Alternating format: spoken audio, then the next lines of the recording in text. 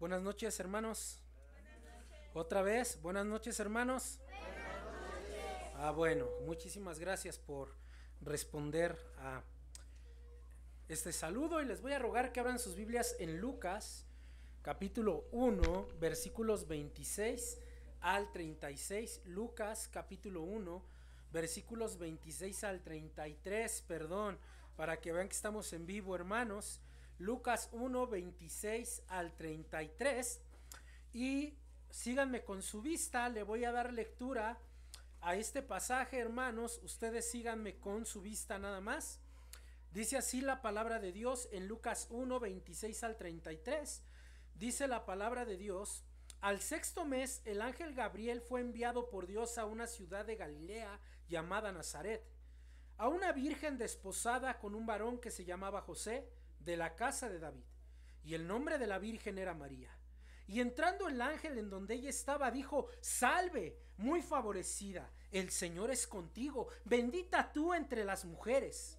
Mas ella, cuando le vio, se turbó por sus palabras y pensaba qué salutación sería esta. Entonces el ángel le dijo: María, no temas, porque has hallado gracia delante de Dios. Y ahora concebirás en tu vientre y darás a luz un hijo y llamarás su nombre Jesús. Este será grande y será llamado Hijo del Altísimo, y el Señor Dios le dará el trono de David su padre, y reinará sobre la casa de Jacob para siempre, y su reino no tendrá fin. Y llamará su nombre Jesús, en el griego Jesús, ¿verdad? En el latín Jesús, en el hebreo Yeshua. Vamos a orar. Señor, le damos gracias en esta noche, Padre, porque nos permite alabarle, glorificarle, Señor. Gracias, Señor, por los cantos que se han realizado hasta este momento. Van dirigidos y dedicados a usted, no para agradar a ningún ser humano, Señor, solamente al Dios hecho carne, nuestro Señor. Gracias, gracias, Señor, por las bendiciones que ha derramado en nosotros, Señor. Ahora, Padre, que nos acercamos a predicar su palabra, sea usted el que le hable a esta congregación. Los labios de este predicador están manchados por el pecado, la mente está nublada por el pecado, la visión está cegada, Señor, pero el Espíritu Santo hace resplandecer la luz de su evangelio en nuestros corazones, en la faz de Jesucristo. Gracias, Padre Santo, en el nombre de Jesús. Amén. Déjenme iniciar en esta noche con una ilustración, queridos hermanos. La ilustración dice de la siguiente manera, cito: hoy es 24 de diciembre, bueno, no hoy es 19 de diciembre, pero la ilustración así dice: hoy es 24 de diciembre, se supone que celebraría mi nacimiento. Oí a un pastor decir: el día de hoy celebraremos el nacimiento de nuestro Salvador. Muy pronto me di cuenta que para nada esa era la intención, ya que la vista de la congregación estaba en los adornos. A unos les gustaron y a otros no. La mayoría de comentarios eran hacia el árbol que estaba ahí puesto, que si el árbol debería ser blanco o si el árbol debería ser verde, que no tenía la altura suficiente para sobresalir, que no tenía suficientes esferas. Por cierto, las esferas eran de superhéroes, caricaturas, programas, y que esas series que habían puesto alrededor del árbol no eran tan luminosas. Algunos decían que los coros que cantaron no les habían gustado, que ellos habrían elegido otros. Por cierto, participó el coro, y aunque supuestamente cantaban sobre mí, en el interior había una lucha de egos. Se debía demostrar quién cantaba mejor. Los niños, ni mencionarlo, vestidos de santas, de osos, de renos, de duendes. Según sus padres, era para no desentonar con la época. El pastor dio un sermón donde deseaba a los hermanos feliz Navidad y próspero año nuevo. Deseaba que la pasaran bien. Se enfocó mucho en lo que iban a cenar en la congregación, por lo cual su reflexión fue corta, ya que la cena no podía esperar. Algunos ya estaban desesperados por el hecho de que se nos está haciendo tarde, el culto se ha tardado. Solo veían el reloj. Otros ya bostezaban mientras susurraban enojados que el culto ya había sido muy largo. Otros de plano ya se habían dormido. Las hermanas estaban muy preocupadas y desesperadas de que aún no terminaba el culto y que había que calentar la comida o que ésta se iba a enfriar. Por fin, el director de culto, al ver esto, se dio prisa y terminó el formalismo religioso que estaban obligados a cumplir y fueron a su cena. Posteriormente, sacaron piñatas y empezaron a romperlas y había una gran algarabía por los dulces que caían al suelo. Y después de ellos se fueron a su casa, donde por cierto algunos tenían figuras de un nacimiento que nada tuvo que ver con el mío, y violando mi mandamiento de no hacerse imagen nada del cielo, de la tierra y debajo de la tierra. Y comenzaron entonces a hablar de un hombre del Polo Norte que en realidad el mito salió en Holanda, San Nicolás, llamado Santa Claus, que yo no conozco. Ellos dicen que trae regalos, pero saben, jamás les ha traído nada alguno a ellos, y mucho menos a mí. Estaban emocionados de ver los regalos que ese hombre vestido de rojo dejaba bajo su árbol, bajo su calcetín. Muchos estaban más contentos porque volvieron a cenar. Otros ya estaban destapando la sidra o algún vino para hacer brindis.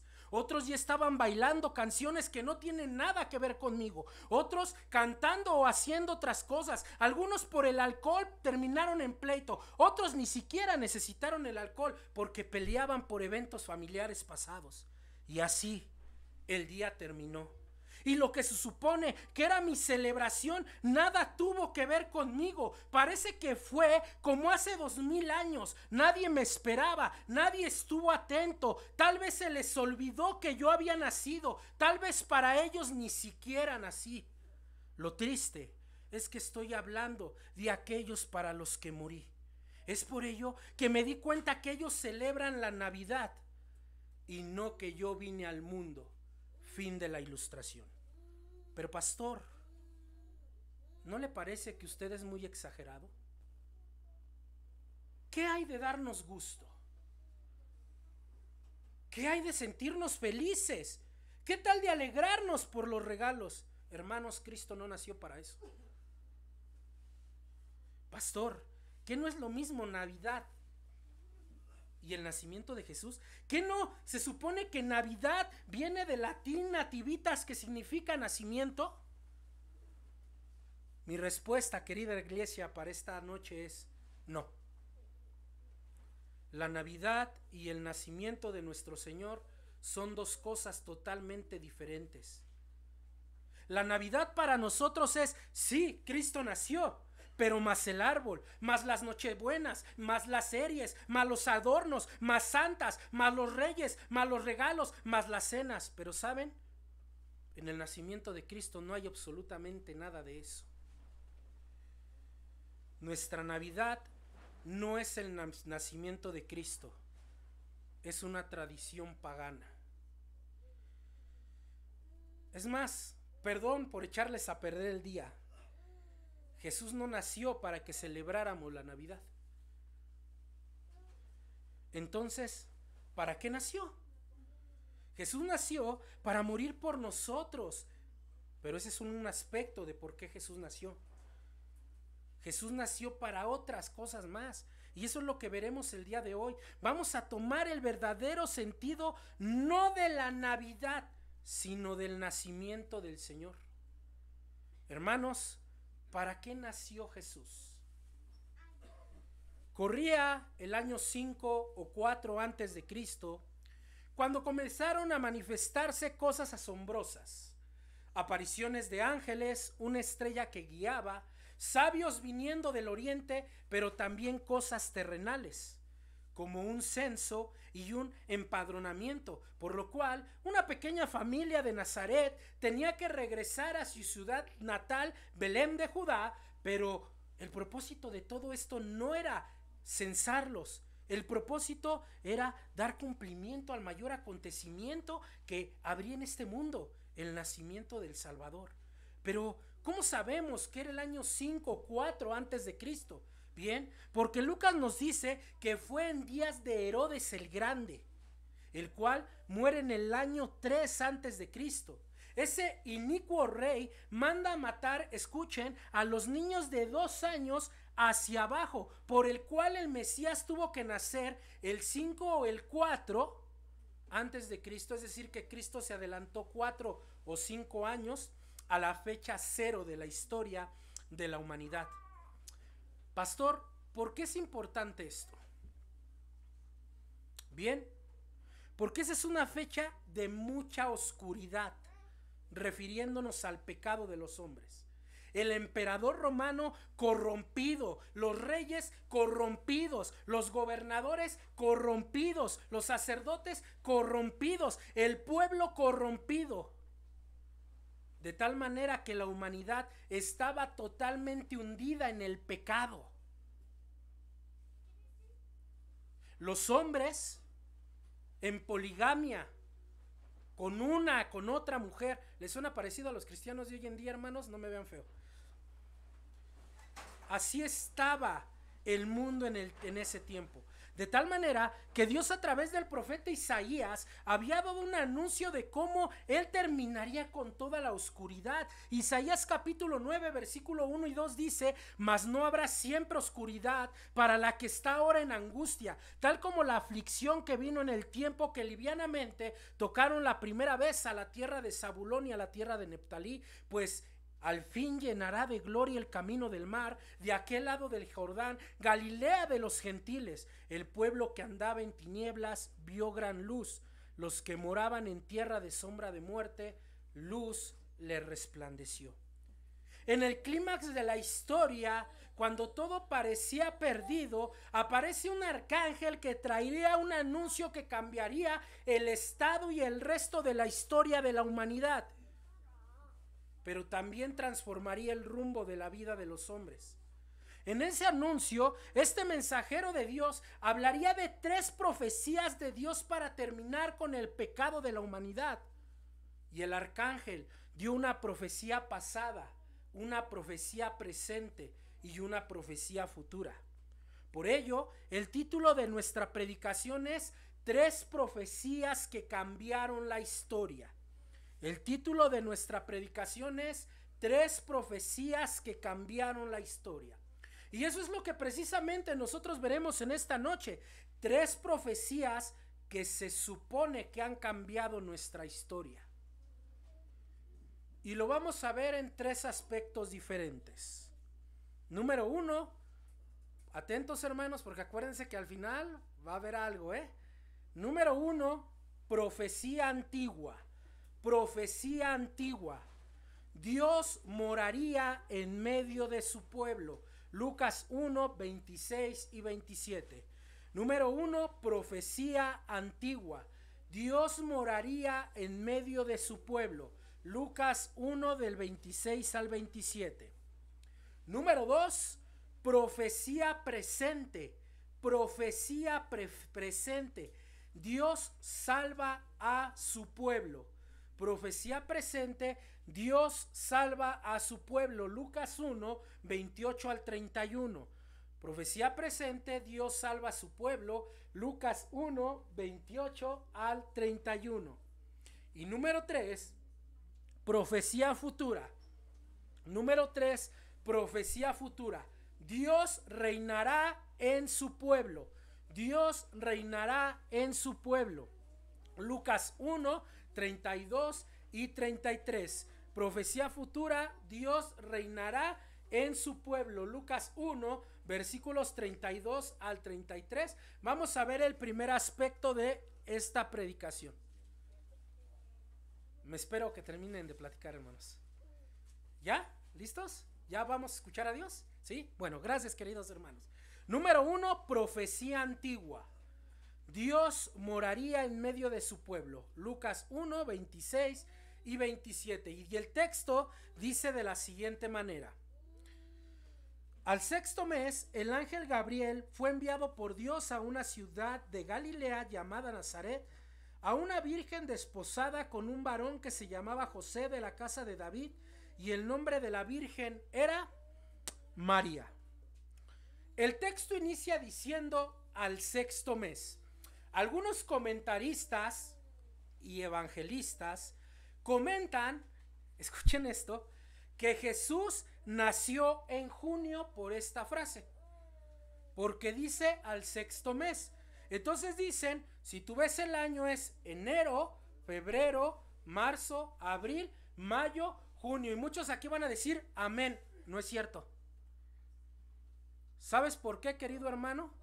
Porque en el tiempo que vivió Jesús no se llamaban enero, febrero, había un calendario hebreo que era totalmente diferente al nuestro. Y Dios, en su sabiduría, para que no nos hiciéramos los sabios importantes, omitió el mes en que Jesús iba a nacer. Podemos suponerlo por lo que estaban haciendo los pastores, apacentando el rebaño, ¿verdad? Y eso los pastores lo hacían entre julio y septiembre, pero aún así es mucha la probabilidad. Entonces muchos dicen que cuando aquí dice al sexto mes, se refiere al sexto mes del año, pero no es así. Escuchen esto, al sexto mes, pero no del año, sino al sexto mes del anuncio del nacimiento de Juan el Bautista. ¿Cómo sabemos esto, queridos hermanos? Porque la misma Biblia nos los dice. Vean el versículo 36 del capítulo 1 de Lucas, que de hecho espero que todos tengan ahí sus Biblias abiertas. Lucas 1:36 dice, y he aquí tu pariente Elizabeth, ella también ha concebido hijo en su vejez. Todos juntos, ¿qué dice la última frase? Y este es el sexto mes para ella, la que llamaban estéril. Entonces es el sexto mes, pero no del año, es el sexto mes del anuncio del nacimiento de Juan. El ángel Gabriel fue enviado por Dios. Pero ¿por qué el arcángel Gabriel? Esa es una pregunta muy interesante. ¿Por qué Gabriel y no otro ángel? Dios tiene miles de millones de ángeles. De hecho dice Apocalipsis que no se pueden contar, que es una multitud incontable. ¿Por qué Gabriel? Miren, dentro del rango de los ángeles hay arcángeles. La Biblia solo habla de dos, Miguel y Gabriel. Miguel es el arcángel guerrero, el que siempre pelea. Por ejemplo, es en Daniel, Miguel, el que pelea con el príncipe de Persa, por ejemplo. En Judas, en el libro de Judas, es quien pelea con el diablo por el cuerpo de Moisés, ¿se acuerdan? Y es quien pelea en la batalla celestial donde el diablo es arrojado en la tierra en Apocalipsis capítulo 12. Miguel es el arcángel guerrero. Por su parte, Gabriel es el ángel mensajero. Pero escuchen esto, su mensaje siempre tiene que ver con algo del Mesías. Siempre. Todas las veces que Gabriel aparece en la Biblia, no es para venir a decirle a alguien, vas a viajar a otro país, vas a tener riquezas, te vas a comprar un Cadillac del año el siguiente año. Siempre que aparece Gabriel en escena, habla del Mesías, queridos hermanos. ¿Se acuerdan el anuncio a Zacarías sobre Juan el Bautista? En el 1:19 de Lucas, vean Lucas 1:19. Lucas 1:19, tengan su Biblia abierta, hermanos, porque vamos a estar revisando algunos textos. Lucas 1:19 dice, respondiendo el ángel le dijo, yo soy Gabriel, que estoy delante de Dios y que he sido enviado a hablarte y darte estas buenas nuevas. ¿Se dan cuenta? Ahora, Gabriel no solamente da el anuncio del nacimiento de Juan, a mí me parece que también fue quien le fue a mencionar a los pastores que el Mesías había nacido. ¿Cómo lo sabemos? Bueno, porque aunque el ángel no dice su nombre, las palabras que usa este ángel con los pastores son iguales a las que Gabriel usa con María. Por ejemplo, vean Lucas 2:10. Lucas 2:10, queridos hermanos. Lucas 2:10. Lucas 2:10 dice, pero el ángel les dijo, no temáis, ¿por qué aquí os doy buenas nuevas de gran gozo que serán para todo el pueblo? Liguen esto con Lucas 1:30. Líguenlo con Lucas 1:30. ¿Qué dice Lucas 1:30, hermanos? ¿Todos juntos? Entonces el ángel le dijo a María, no temas. Hasta ahí. ¿Se dan cuenta cómo las palabras que le dice a los pastores, no temas, son las mismas que le dice a María, no temas? Vean la similitud, queridos hermanos. Pero además Gabriel fue quien hace 600 años había anunciado la muerte del Mesías, que de hecho, desde ahí podemos relacionar su nacimiento con su muerte. Vean Daniel capítulo 9, versículo 21 y 22. Daniel capítulo 9, versículo 21 y 22. Escuchen, síganme con su vista nada más. Daniel capítulo 9, versículo 21 y 22, síganme con su vista nada más, dice: y me hizo entender y habló conmigo, vamos a leer desde el versículo 21, me fui hasta el 22, perdón. Aún estaba hablando en oración cuando el varón Gabriel, a quien había visto en la visión al principio, volando con presteza vino a mí como a la hora del sacrificio de la tarde. Y me hizo entender y habló conmigo diciendo: Daniel, ahora he salido para darte sabiduría y entendimiento. ¿Lo notan? La pregunta aquí es, ¿qué le hizo Gabriel entender a Daniel? Esa es la pregunta que hay que responder.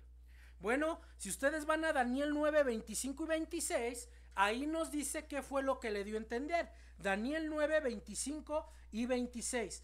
Sabe pues si entiende que desde la salida de la orden para restaurar y edificar Jerusalén hasta el Mesías príncipe habrá 7 semanas y 62 semanas se volverá a edificar la plaza y el muro en tiempos angustiosos. Y después de las 62 semanas se quitará la vida al Mesías príncipe, mas no por sí. Vean, el nacimiento del Mesías está en el versículo 25 y la muerte del Mesías está en el versículo 26. No sé cómo andan ahí, por allá algunos judíos mesiánicos, que dicen que no, que en el Antiguo Testamento no se anunció ni el nacimiento ni la muerte. No sé qué, yo creo que están leyendo el libro del Mormón y no la Biblia, ¿verdad? Así que el mensajero divino es enviado esa noche a Nazaret. ¿Cuándo? 600 años después. Fue enviado a una aldea pequeña, a una aldea no famosa, a una aldea despreciada, mal vista, donde vivía una joven virgen llamada María, que estaba a punto de casarse con un hombre llamado José, para confirmar la profecía antigua. ¿Por qué le llamamos profecía antigua, queridos hermanos? Porque se dio 600 años antes de este suceso. Y ustedes dirán, bueno, ¿en dónde está aquí la profecía? Bueno, para entenderlo, vuelvan a leer Lucas 1:27. Vayan otra vez a Lucas 1:27 para que nos sea clara la profecía antigua. Dice la palabra de Dios, Lucas 1:27, a una virgen desposada con un varón que se llamaba José, de la casa de David, y el nombre de la virgen era... ¿Qué palabras resaltan aquí? ¿Qué palabras resaltan aquí, hermanos? ¿No? ¿No? Virgen. ¿Cuántas veces aparece la palabra virgen? 2. Ahora, para entenderlo mejor, quiero que liguemos en su mente Lucas 1, 26 y 27 con Mateo 1, 22 y 23. Apúntenlos, yo se los voy a ligar. Lucas 1, 26 y 27 con Mateo 1, 22 y 23. Miren cómo quedaría. Lucas 1, 26 y 27. Al 6º mes el ángel Gabriel fue enviado por Dios a una ciudad de Galilea llamada Nazaret, a una virgen desposada con un varón que se llamaba José, de la casa de David, y el nombre de la virgen era María. Lucas 1, 22 y 23 Todo esto aconteció para que se cumpliese lo dicho por el Señor por medio del profeta cuando dijo que he aquí una virgen concebirá y dará a luz un hijo y llamará su nombre Emmanuel, que traducido es Dios con nosotros. Noten, el ángel vino a anunciar el cumplimiento de una profecía antigua. Por eso va a María, a una virgen. ¿Cómo dice la profecía, hermanos? Pero ¿cuál era la profecía antigua? Que la virgen iba a concebir. ¿Qué creen? La hemos entendido mal. La profecía no era que la virgen iba a concebir. No, ese es el medio de la profecía. Eso es lo que Dios iba a usar para la profecía. La profecía en sí, el hecho de la profecía está en el nombre que da el ángel. ¿Cuál nombre? Emmanuel. La profecía no es la virgen dando a luz, sino el resultado de la virgen dando a luz. Dios viniendo a morar en medio de su pueblo, Dios caminando entre los hombres, Dios viviendo entre los hombres. La profecía es que Dios vendría a morar en medio de la humanidad. Entonces, hermanos, ¿para qué nació Jesús? Para que se cumpliera esto, para que Dios viviera entre los hombres. Y saben, hermanos, lógicamente esto iba a cambiar la historia. Miren, en el Antiguo Testamento era Dios manifestado entre su pueblo. ¿Cómo que Dios manifestado entre su pueblo? La nube, el remolino de fuego, la roca, el arca del pacto, el tabernáculo, sobre todo el templo. ¿Se acuerdan? Dios manifestándose a su pueblo. Cuando Jesús se encarna, ya no es Dios manifestándose a su pueblo. Ahora es Dios en medio de su pueblo, entre su pueblo. ¿Por qué? Porque cuando Jesús se encarna, ahora Jesús es el templo de Dios.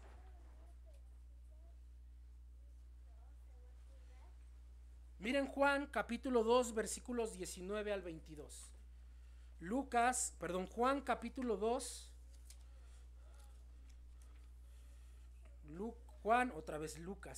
Juan capítulo 2 versículos 19 al 22. Juan capítulo 2 versículos 19 al 22. Síganme con su vista, hermanos. Dice la palabra Jesús. Respondió Jesús y les dijo: destruid este templo y en 3 días lo levantaré. Versículo 20. Dijeron luego los judíos: en 46 años fue edificado este templo y tú en 3 días lo levantarás. Versículo 21 todos.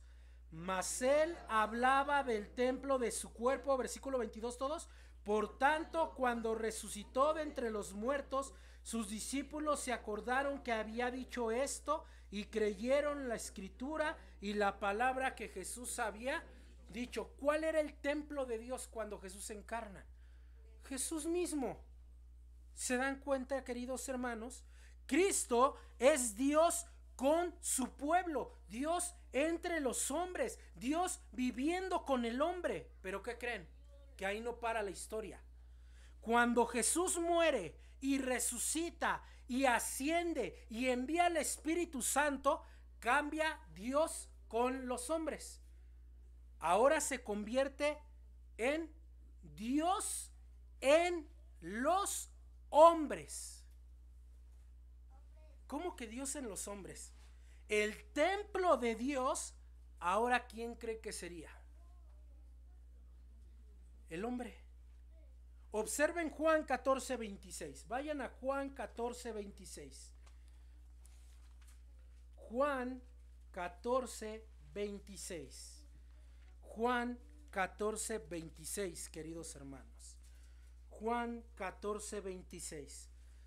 Síganme con su vista. La palabra de Dios dice: mas el Consolador, el Espíritu Santo, a quien el Padre enviará en mi nombre, Él os enseñará todas las cosas y os recordará todo lo que yo he dicho. Y aquí donde habla del que el hombre sería templo de Dios. Sencillo, liguen este texto con el versículo 23. Vean el versículo 23, queridos hermanos. Respondió Jesús y le dijo: el que me ama, mi palabra guardará, y mi Padre le amará. ¿Y qué dice?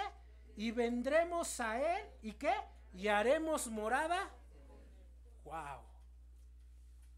Wow, hermanos. Cuando Jesús muere, resucita y asciende, y viene el Espíritu Santo en Hechos capítulo 2, ahora es Dios en nosotros. Miren, para que esto sea más claro, vean Gálatas 2:20. Gálatas 2:20. Gálatas capítulo 2, versículo 20. Gálatas 2:20. Y ese sí vamos a leerlo todos, hermanos, como decía nuestro querido Armando, con voz fuerte, como si fuera de trompeta. Gálatas 2:20, ¿qué dice la palabra de Dios? ¿Todos juntos? Otra vez, todos juntos, con ganas, hermanos, como si ya fueran a cenar otra vez. Con Cristo estoy juntamente crucificado, y ya no vivo yo, mas vive Cristo en mí, y lo que ahora vivo en la carne, lo vivo en la fe del Hijo de Dios, el cual me amó y se entregó a sí mismo por mí. ¿Quién vive en mí, hermanos? Cristo. Pero para que quede más claro que el agua, vean 1 Corintios 3:16. 1 Corintios 3:16. 1 Corintios 3:16. Todos juntos. 1 Corintios 3:16 dice: no sabéis, otra vez, no sabéis que sois el templo de Dios y que el Espíritu de Dios mora en vosotros.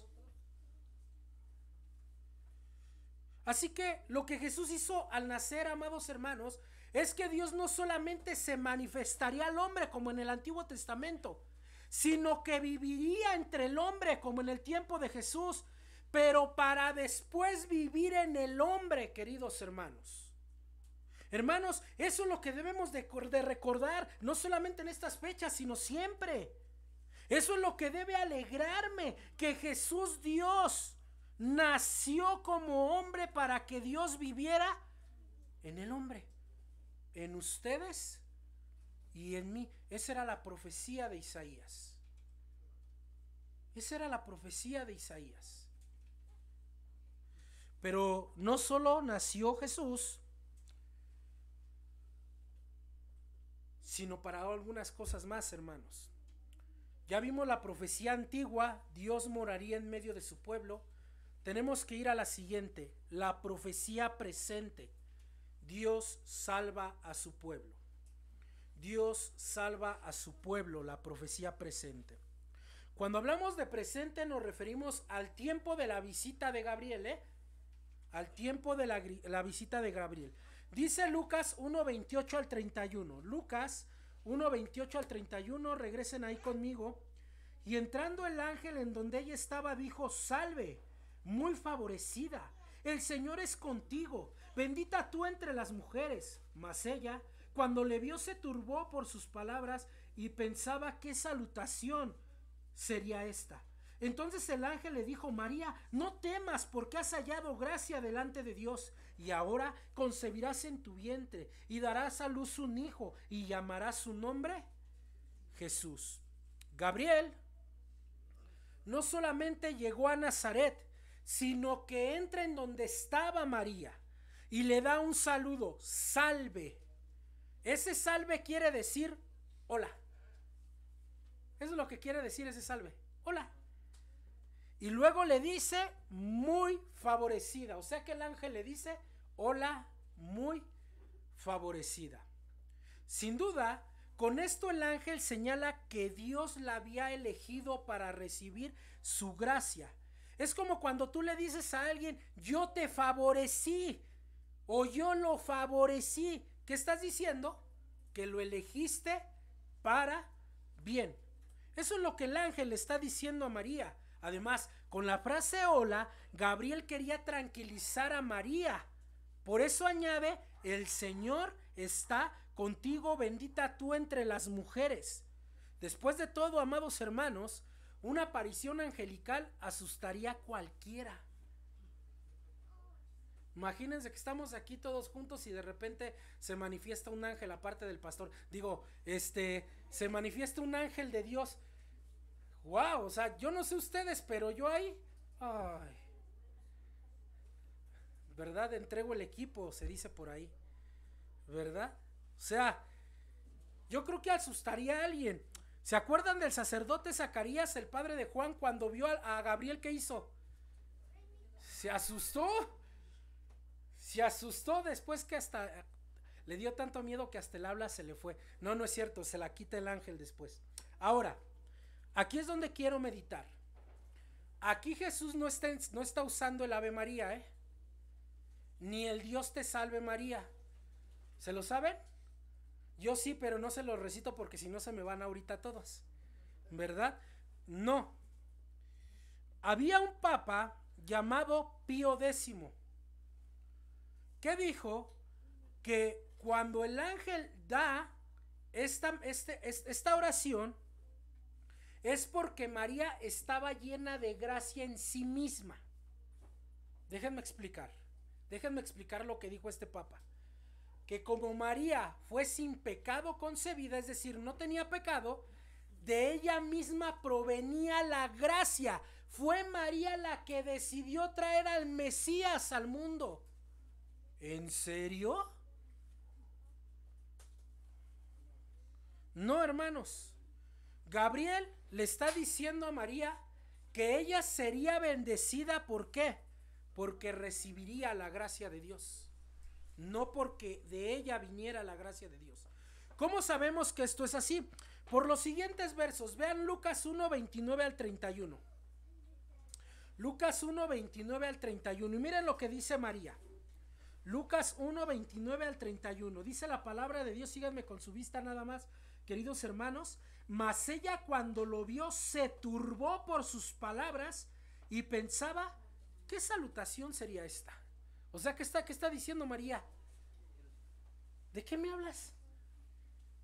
Versículo 30. Entonces el ángel le dijo, María, no temas, porque has hallado gracia delante de Dios, y ahora concebirás en tu vientre y darás a luz un hijo y llamarás su nombre Jesús. La primera reacción de María es asustarse y Gabriel le dice, take it easy. Ah, no hablaba inglés Gabriel, ¿verdad? Le dice,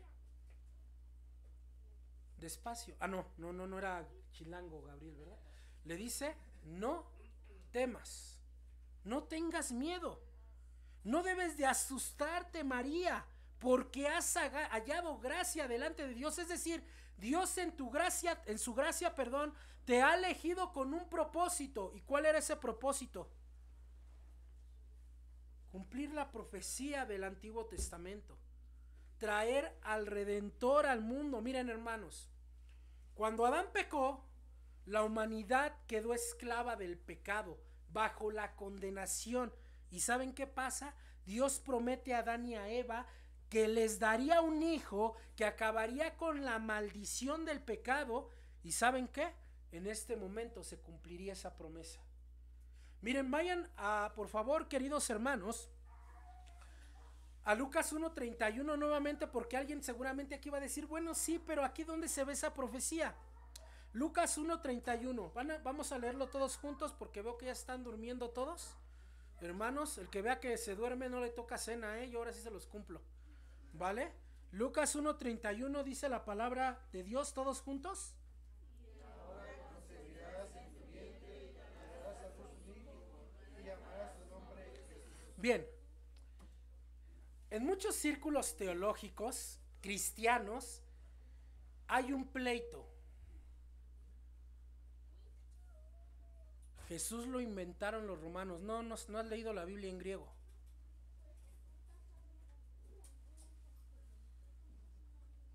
Es que deberías de decir Yeshua. Bueno, ese es hebreo. ¿Sí me explico? El enfoque principal no está ni en la traducción ni en la pronunciación, sino en el significado. ¿Alguien sabe qué significa Jesús, Jesús, Yeshua, Jesús? ¿Alguien sabe qué significa? Jehová salva o Yahweh salva, ¿verdad? El anuncio que le estaba dando Gabriel a María es que el hijo que tendría sería el Salvador, pero ¿cómo salvaría? Porque quiero decirles que en el nombre está implícito el cómo va a salvar. María debía saber que el nacimiento de Jesús estaba ligado con su muerte, que el pesebre y la cruz eran inseparables. De hecho, miren cómo lo complementa Mateo. Vean Mateo 1:21, hermanos. Mateo 1:21. Mateo 1:21. Y miren lo que dice ahí la palabra de Dios. Mateo 1:21. Mateo 1:21.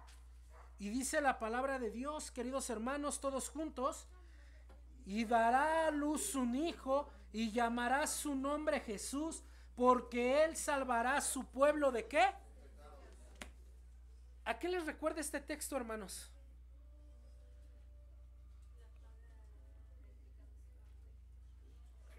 No. Hay un texto que es muy parecido a este, pero en otras palabras.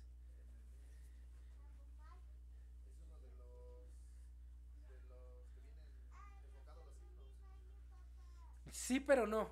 A ver, es un texto del Antiguo Testamento, hermano. Luego, en el primer libro está. Miren, para no seguir desvariando, queridos hermanos, vayan a Génesis 3:15. Vayan a Génesis 3:15. Génesis capítulo 3, versículo 15.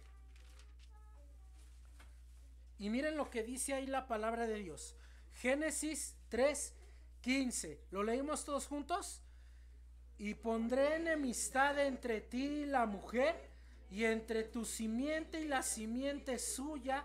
Esta te herirá en la cabeza y tú le herirás el calcañar. Y alguien ahí me va a decir, ¿y ahí dónde está lo mismo que en Mateo y que en Lucas? Sencillo. Cuando tú estudias el texto en hebreo, amados hermanos, la traducción literal dice: y pondré enemistad entre ti y la mujer, entre tu simiente y la simiente suya. La pequeña palabra que está aquí, que dice esta, en realidad es un pronombre masculino que significa él. ¿Cómo dice? Él te herirá la cabeza y tú le herirás en él. Le está hablando de un hombre. Él. Cuando yo digo fue él, ¿qué estoy diciendo? Estoy señalando a una persona. De hecho, la Biblia de las Américas o la Nueva Biblia de las Américas así lo traduce. ¿Alguien la trae? May, sálvame.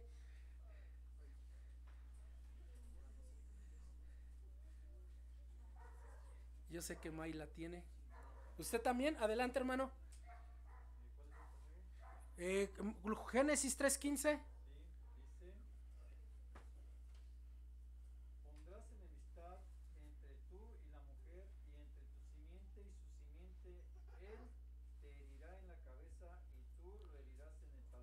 Amén. Ahí dice él. Fíjense qué importante es, hermano. Les recomiendo que el que pueda aprenda un poco del idioma original hebreo. Él está señalando a un hombre, a un varón que haría esto. Pero este él va junto con la palabra simiente. ¿Qué simiente? Alguien que van a ser después. Alguien que viene genealógicamente de ellos. ¿Se dan cuenta? Entonces Génesis 3:15 está diciendo que alguien iba a nacer. Ahí está el nacimiento. ¿Ya lo vieron? Pero no queda ahí Génesis 3:15. Porque el texto dice que él aplastaría la cabeza de la serpiente, pero que en el intento él sería herido en el calcañar, es decir, la muerte. Génesis 3:15 está anunciando el nacimiento y la muerte del Mesías. ¿Se dan cuenta? Luego en las escrituras. Qué interesante, queridos hermanos, porque son aspectos que no meditamos en la Navidad, ¿verdad? Estamos tan enfocados en Papá Noel y en el malhechor, gastar y basaltar. ¿Por qué les digo así? Porque así no se llamaban, así que no se van a ofender. No eran ni Melchor, ni Gaspar, ni Baltasar, y ni eran tres hermanos. Acabemos con ese mito, ¿verdad? Entonces, no, hermanos, el segundo enfoque del nacimiento de Jesús es que Él nacería para morir.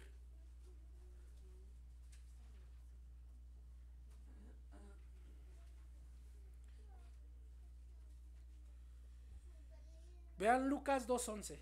Lucas 2:11. Lucas 2:11. Perdón, hermanos, más bien ni siquiera les tengo que decir perdón. La predicación está siendo más larga de lo común. Sí, yo lo sé, pero venimos aquí para escuchar la palabra de Dios, ¿no? Lucas 2:11. Lucas 2:11. Miren lo que dice ahí la palabra de Dios. ¿Alguien que me lo lea, por favor?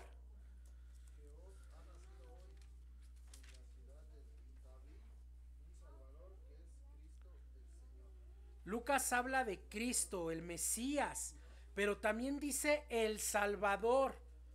¿Se dan cuenta? Ahora vean lo que Simeón, aquel hombre que Dios le había prometido que no moriría hasta que viera al Salvador, le dice a María. Lucas 2:34 al 35. Lucas 2:34 al 35.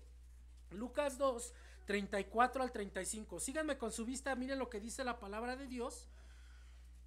Y los bendijo Simeón y dijo a su madre María: He aquí, este está puesto para caída y para levantamiento de muchos en Israel, y para señal que será contradicha. Versículo 35.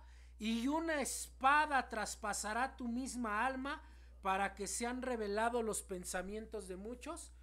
¿Cómo que una espada traspasaría su alma, hermanos? Está anunciando que Jesús iba a morir. ¿Se dan cuenta? Otra vez, nacimiento y muerte.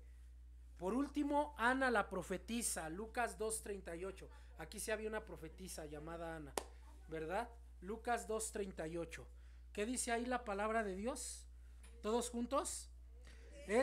Postrándose a la misma hora, daba gracias a Dios y hablaba del niño a todos los que esperaban la redención.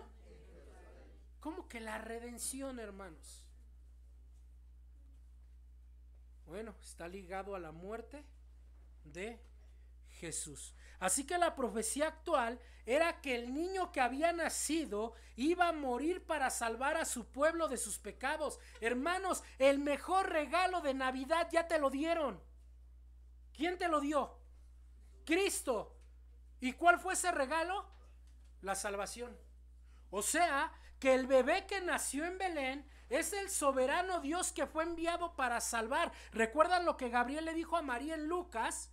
Y ahora concebirás en tu vientre y darás a luz un hijo y llamarás su nombre Jesús. Esto es, Jehová salva. Estas son las buenas nuevas de gran gozo, hermanos. El gran Salvador es el Señor Jesucristo. Eso demuestra que no solo Israel iba a ser salvo, sino que también nosotros necesitábamos a un Salvador de nuestros pecados. Ese es el mejor regalo, hermano.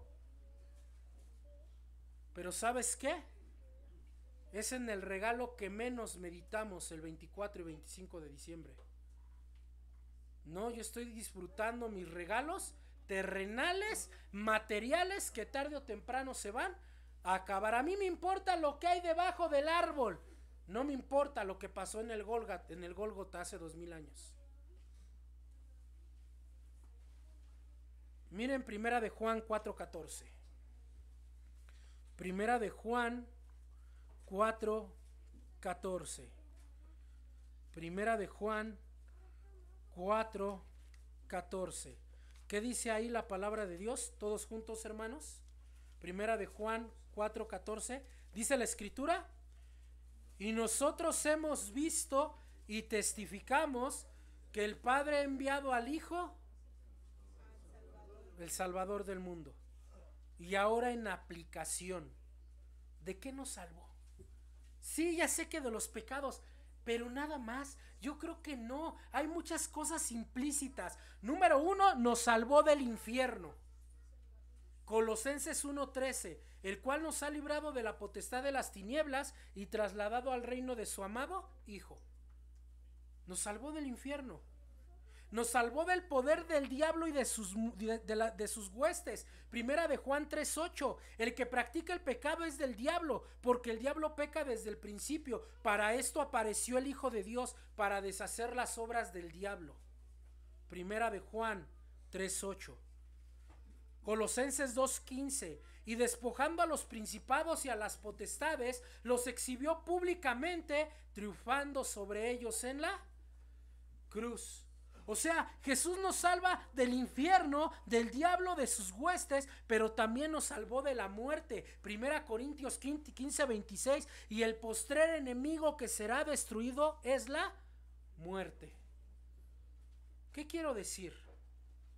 Que el omnipotente Dios se colocó en una situación donde fue impotente. El todopoderoso en términos humanos nació como un bebé sin poder. El invencible se hizo vulnerable. El Dios infinito se hizo finito. El Altísimo nació en lo más bajo. El Rey de Reyes y Señor de Señores se hizo esclavo.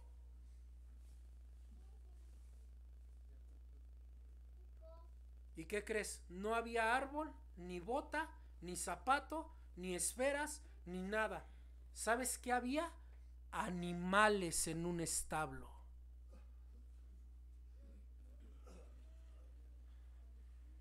¿Quieres ver que esto es así? Ok, voltea a ver 2033 aproximadamente, 2033 años atrás. ¿Qué miras? Un niño en un pesebre. Y después voltea a ver a ese niño, o más bien, voltea a ver a ese niño del pesebre 33 años después. ¿En dónde lo ves? En la cruz. ¿Cuál santa, hermanos? Deja de engañar a tus hijos. Porque muchos de ustedes le siguen diciendo, Santa, los reyes. ¿Qué es eso?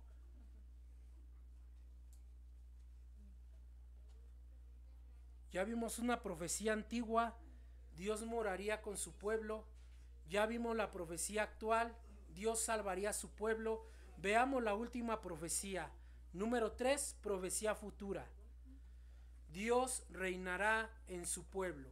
Profecía futura, Dios reinará en su pueblo. Versículos 32 y 33 de Lucas 1. Lucas 1, 32 y 33. Miren lo que dice la palabra de Dios. Este será grande y será llamado Hijo del Altísimo, y el Señor Dios le dará el trono de David su padre, y reinará sobre la casa de Jacob para siempre, y su reino no tendrá. Gabriel le dice a María que el niño sería grande. La palabra en griego es megas. ¿Qué significa megas? Extraordinario. Pero ¿saben? Yo creo que cualquier traducción que se le dé a esta palabra se queda corta para describir a Cristo. Miren, esta palabra describe extraordinario, espléndido, magnífico, noble, insigne, poderoso o eminente. Pero yo creo que todas estas traducciones del griego son muy pequeñas o son nada delante de Jesús. ¿Por qué? Porque Cristo posee la gloria de Dios. Y esto es en sí mismo ya maravilloso. Pero el ángel dice, será llamado Hijo del Altísimo. ¿Qué quiere decir? Que posee la naturaleza de Dios. Es decir, que ese niño que sería maravilloso es Dios mismo. Pero quiero que vean algo increíble, amados hermanos, y perdón que entre un poco al griego. La palabra altísimo en griego es hupsistos. Hupsistos, no se preocupen por apuntarla, hermanos. Y hupsistos equivale al título del Antiguo Testamento, el Elión. Son iguales, nada más que una en griego, la otra en hebreo. ¿Y qué quiere decir el Elión? Ya les enseñé los nombres de Dios en algún momento. ¿No? Ya no adivinen, hermanos. El Elión quiere decir Dios es soberano o Dios soberano. Si se está aplicando a Jesús, quiere decir que Jesús es el Rey soberano. Y este es el tercer aspecto de la profecía, que Jesús nació para ser rey. Fíjense qué hermoso. El rey de todo y de todos. Por eso vean la segunda parte del versículo 31 de Lucas y el versículo 32 también. La segunda parte del versículo 31 dice de esta manera. Perdón, creo que ahí me confundí. No, sí. Y llamará su nombre Jesús. Este será grande y será llamado Hijo del Altísimo. Y el Señor Dios le dará el trono de David su padre, y reinará sobre la casa de Jacob para siempre, y su reino no tendrá fin. ¿Lo ven? Hay algo interesante. Jesús es el Rey divino. Pero ¿sabes qué? Escucha esto, Escucha esto, hermano, para que cuando vengan y te digan, más bien como decía el comercial, que no te digan y que no te cuenten. Aquí hay dos aspectos del reino de Jesús. Un reino divino y un reino humano. A ver, ¿cómo? Sí. Hay un reino divino y un reino humano. Jesús es el rey divino y el rey humano. Déjenme explicarles. La primera frase es, véanlo ahí en Lucas 1:32, el Señor Dios le dará el trono. ¿De quién provenía el trono? De Dios. Ahí está el reino divino, ¿se dan cuenta? Dios preparó el reino para su Hijo. Cristo merece el trono porque es Dios, Él es el Rey divino. Vean Salmo capítulo 2, versículos 6 al 12. Salmo capítulo 2, versículos 6 al 12. Salmo capítulo 2, versículos 6 al 12. Síganme con su vista, queridos hermanos. Dice la palabra de Dios: pero yo he puesto mi rey sobre Sión, mi santo monte. Está hablando el Padre en el contexto de que los hombres de la tierra se unieron para matar al Hijo. ¿Se dan cuenta? Y aquí Dios dice, el Padre: yo he puesto mi rey sobre Sión, mi santo monte. Sión es otra palabra para describir Jerusalén. Dice: yo publicaré el decreto. Jehová me ha dicho, mi hijo eres tú, yo te engendré. Y aquí algunos mesiánicos te van a decir, está hablando de David, no de Jesús. Ah, sí. ¿Por qué no me acompañas a Hechos 13:33? Hechos 13:33. Hechos 13:33. Hechos 13:33. Y miren qué dice ahí la palabra de Dios. Vamos a leerlo todos juntos, hermanos. Hechos 13:33, ¿qué dice? La cual Dios ha cumplido a los hijos de ellos, a nosotros, resucitando ¿a quién? Otra vez, ¿resucitando a quién? Como está escrito también en el Salmo 2, mi hijo eres tú. Wow.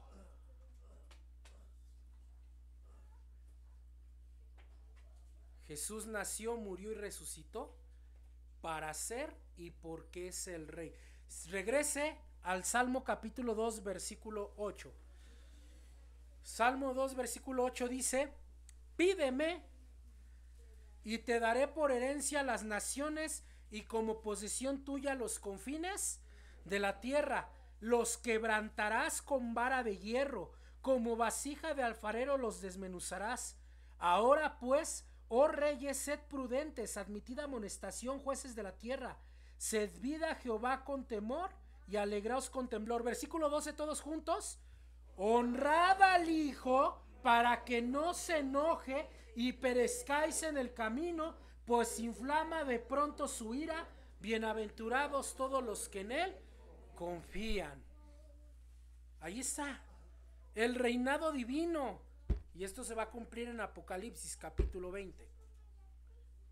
Pero la segunda frase nos muestra el reino terrenal. Ya vimos el reino divino, ahora veamos el reino terrenal. Vean la segunda frase de Lucas 1:32. ¿Qué dice la segunda frase de Lucas 1:32? Y será llamado Hijo del Altísimo, y el Señor Dios le dará, ¿qué? El trono de David. Ahí está el reino humano. ¿Quién fue David, hermanos? El rey de Israel, que era de acuerdo al corazón, que figuraba al Mesías que habría de venir. Hermano, ¿y dónde está eso? Segunda de Samuel 7:12 al 16. Segundo libro de Samuel, capítulo 7, versículos 12 al 16. Segundo libro de Samuel 7, del 12 al 16. Póngase de pie para leer este texto, hermanos, porque ya están más dormidos que despiertos, dice la canción. Segundo libro de Samuel, capítulo 7, versículo 12 al 16. Dice la palabra de Dios.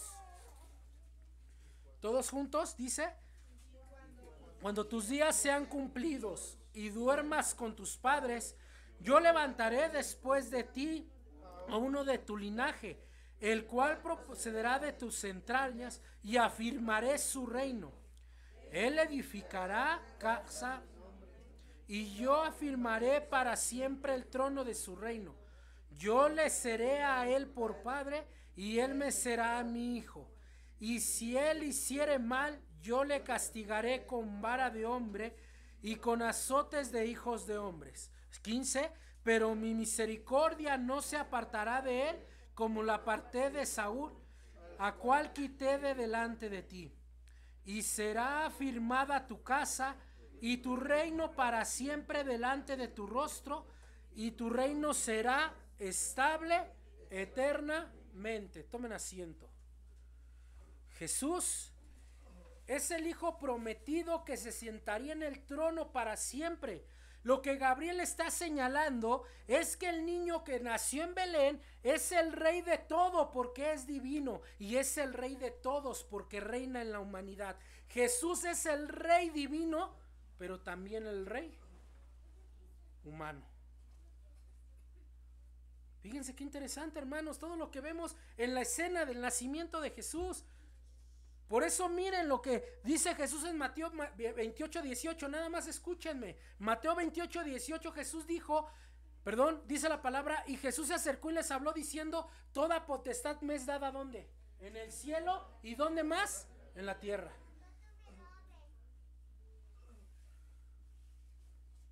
¿En dónde tiene la autoridad Jesús, hermanos?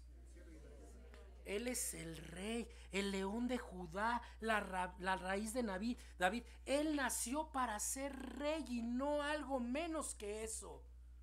No un simple niño acostado en un pesebre.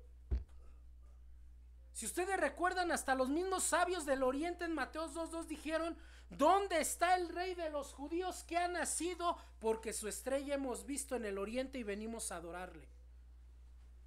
Hermanos, Jesús nació para morar con y en nosotros, para salvar al hombre, para ser rey. Pero ¿sabes qué? Nosotros lo limitamos a adornos.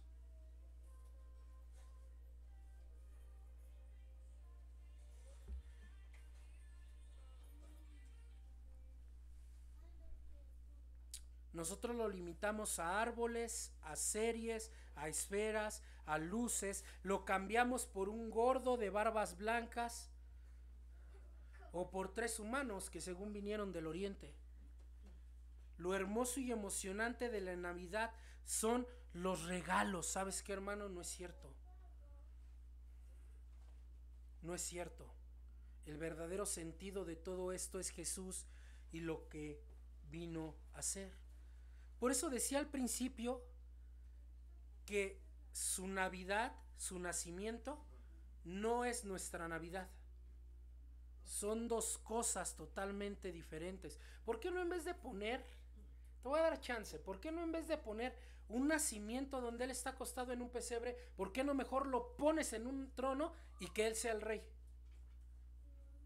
Ay no, porque es un niño bien bonito que nació en Belén.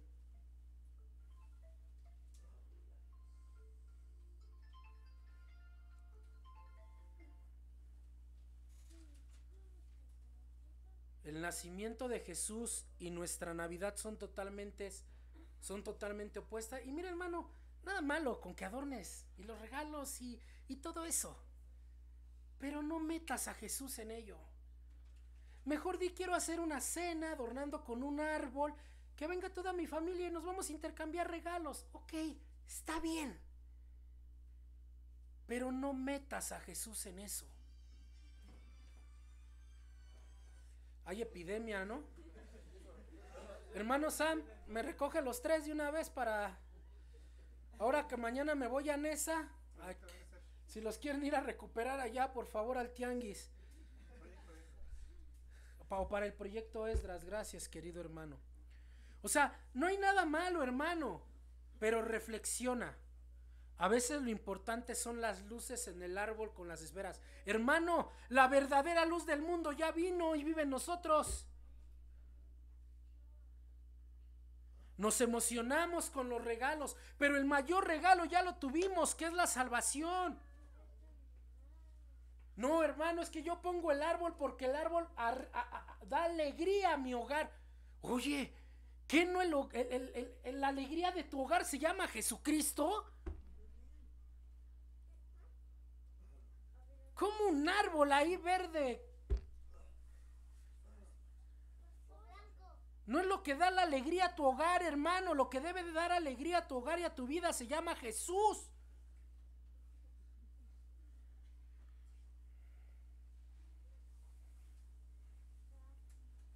Y no le damos la importancia que se merece. ¿Sabes qué? Esperamos a Santa o a los Reyes el 6 de diciembre. Y así le dices a tus hijos. Pero ¿sabes? El infinitamente más grande que ellos y que sí es real, ya vino y te prometió que va a regresar y no lo esperas. Me gustaría que así como esperas con emoción los regalos del 25 y los regalos del 6, esperaras a Cristo, pero toda tu vida. Pero no le damos importancia, hermanos. Hermanos, ¿te has puesto a pensar que Él regaló su vida por nosotros? Y ponemos a Santa en su lugar. Apenas veía unos cristianos que ponían textos bíblicos y yo dije: qué bonito. Y en eso volteé a ver la imagen y era una imagen de Santa Claus. ¡Por Dios! No, hermanos, la Biblia habla de Cristo, que es real, no de un gordito ficticio. O solo vemos a un niño tierno en un pesebre con las figuritas de tu nacimiento. Pero lo que Él quiere no es que pongas figuritas cada 24 en tu nacimiento. Él quiere que pongas su imagen de Él en ti, que te parezcas a Él. A Él no le interesa si adornas con figuritas. Él quiere plasmar su imagen en tu persona. Romanos capítulo 8. Pero no lo aceptamos. No lo aceptamos. No lo aceptamos, hermanos. Entonces, ¿realmente celebras el nacimiento?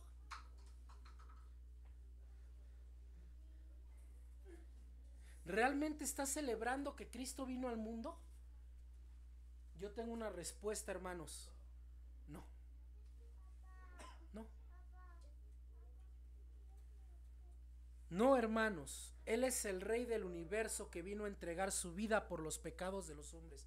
Hermanos, no tenemos que esperar a nadie más, solo al Mesías que ya vino y murió y resucitó y ascendió y pronto regresará. Eso es lo que tenemos que esperar, no solamente en diciembre, todos los días de nuestra vida.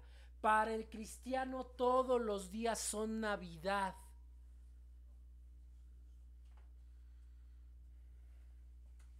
Esa es la verdadera Navidad, hermanos. Y esa Navidad no es de una fecha, es de una vida. Así que, hermanos, espero que cuando hables de la Navidad, espero que cuando estés reflexionando en el culto navideño, espero que cuando hables de todo esto, solamente exista alguien en tu mente. ¿Quién? Jesucristo.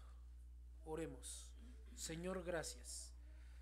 Gracias, Padre, porque nos ha permitido reflexionar en su palabra. Señor, gracias por recordarnos para qué vino el Mesías. Recordarnos, Señor, que Él vino para morar entre los hombres, para que posteriormente usted hiciera morada en los hombres. Que Él nació para morir, Señor, y salvarnos de nuestros pecados. Que Él nació para ser Rey. Que eso sea una realidad en nuestras vidas. Que Él sea el Rey de cada uno de nosotros, Señor. Que como dice la oración de Mateo capítulo 6, se haga su voluntad, así como en el cielo, también en la tierra, porque Él reina, Señor. Gracias, Dios mío. Gracias porque nos ha enfocado en el verdadero sentido de la Navidad, del nacimiento, Señor. Que vivamos de acuerdo a ello y conforme a ello. Se lo rogamos, Padre, en el nombre de Jesús. Amén.